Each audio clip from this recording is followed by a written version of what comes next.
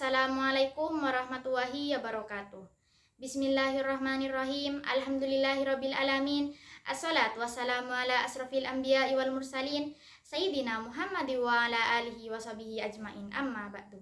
Yang kami muliakan pengasuh Pondok Pesantren At-Taufiqiyah Kiai Haji Imam Hashim SH.MH, yang terhormat pengawas Pondok Pesantren At-Taufiqiyah Kiai Haji Azhari Mulyadi, yang kami hormati Kepala Pondok Pesantren At-Taufiqiyah Kiai Qudsi Hashim, yang kami hormati Kepala MTS Unggulan At-Taufiqiyah Bapak KW SSI MPD, yang kami hormati seluruh jajaran Dewan Guru, wabil khusus guru pengajar pelajaran SKI yaitu Bapak Bakir SPDI, yang saya cinta sayangi kedua orang tua saya dan teman-teman yang sama-sama muliakan Allah.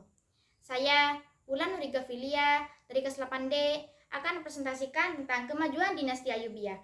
Yang pertama, bidang pendidikan dan ilmu pengetahuan. Membentuk Departemen Pusat Pendidikan dan Penerjemahan. Khalifah Al-Hakim 1021 Masehi adalah salah seorang khalifah Fatimiyah yang pernah membentuk lembaga Darul Hikam pada masanya. Pada masa dinasti Ayyubiyah, Salahuddin Al-Ayyubi mengubah lembaga tersebut menjadi Departemen Pendidikan dan Penerjemahan. Departemen tersebut mampu dan berhasil menerjemahkan dari bahasa asing ke bahasa Arab. Mengubah Al-Azhar. Al-Azhar dibangun oleh Fatimiyah Mu'islidinillah 341 sampai 365 Hijriah atau 952 sampai 975 Masehi melalui Panglima Jauhar Asyikili. Membangun Al-Azhar pada tahun 363 Hijriah atau 974 Masehi. Masjid ini berkembang menjadi lembaga pendidikan dan menjadi pusat pengajaran paham Syiah. Membangun lembaga-lembaga di berbagai kota. Pusat-pusat ilmu pengetahuan di berbagai kota yaitu Kairo, Damaskus, Hadramaut, dan Yaman. Contoh-contoh lembaga tersebut yaitu As-Sawiyah 1239 Masehi dan Darul Hadis Al-Kamilah 1222 Masehi. Yang kedua, bidang kesehatan. Pada masa Nuruddin dibangun rumah sakit yang terkenal dengan namanya yaitu Rumah Sakit Al-Nuri, rumah sakit kedua di Damaskus setelah Rumah Sakit Al-Walid, dan bertambah manfaat bukan hanya sebagai tempat pengobatan tetapi juga sebagai sekolah kedokteran. Yang ketiga, bidang kebudayaan. Pada bangunan monumen-monumen, Nuruddin menorehkan seni menulis indah. Prasasti menjadi daya tarik para ahli paleografi Arab. Sejak saat itu diperkirakan seni kaligrafi Arab gaya Kufi muncul dan berkembang. Kaligrafi Arab Kufi diperbarui dan melahirkan gaya kaligrafi Naskhi. Salah satu prasasti yang sampai saat ini masih bisa dilihat dan dibaca terdapat di Menara Benteng Aleppo. Disebutkan dalam catatan orang Suriah dan Hittiyah, benteng pertahanan tersebut merupakan mahakarya arsitektur Arab kuno dan tetap ada berkat jasa pemeliharaan dan renovasi Nuruddin. Pengembangan masjid sebagai lembaga pendidikan, sekolah masjid, juga sebagai mausoleum, menunjukkan masa Nuruddin terbangun konsep multifungsi yang berhubungan dengan masjid di Suriah. Setelah itu, setelah masa pemerintahan dinasti Ayyubiyah, yaitu masa pemerintahan Mamluk, melahirkan satu tradisi baru, yaitu menguburkan para pendiri di bawah kubah bangunan yang mereka dirikan. Yang keempat, bidang industri dan perdagangan. Dalam hal perekonomian, pemerintahan dinasti Ayyubiyah bekerja sama dengan penguasa muslim di wilayah lain dan membangun perdagangan dengan kota-kota di Laut Tengah, Laut Hindia, dan menyempurnakan sistem perpajakan.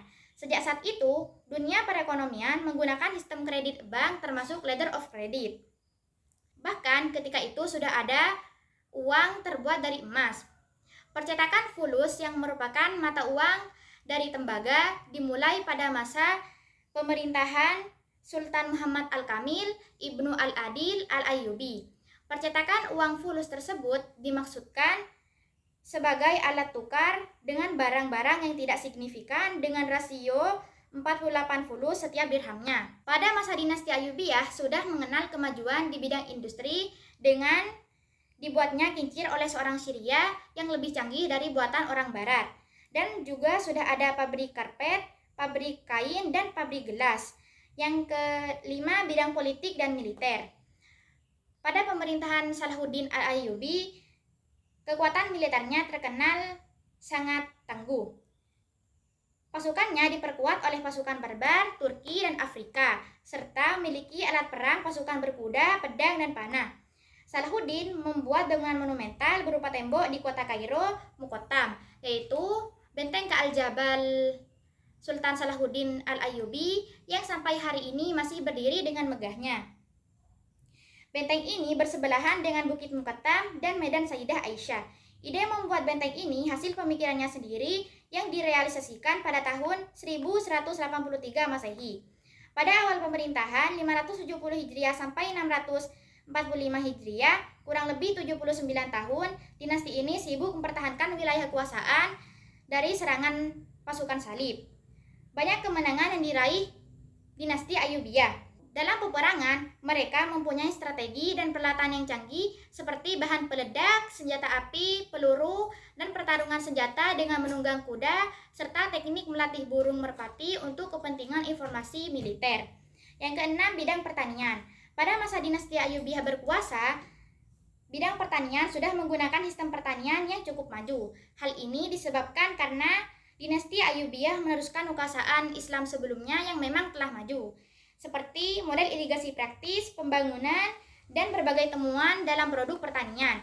Penemuan yang paling penting adalah ditemukannya gula. Yang ketujuh, bidang arsitektur. Dinasti Ayyubiyah meninggalkan banyak bangunan seni arsitektur yang megah dan indah, terutama di Suriah dan Mesir. Bangunan-bangunan peninggalan dinasti Ayyubiyah diantaranya masjid, rumah sakit, madrasah, benteng pertahanan, yaitu seperti benteng Citadel.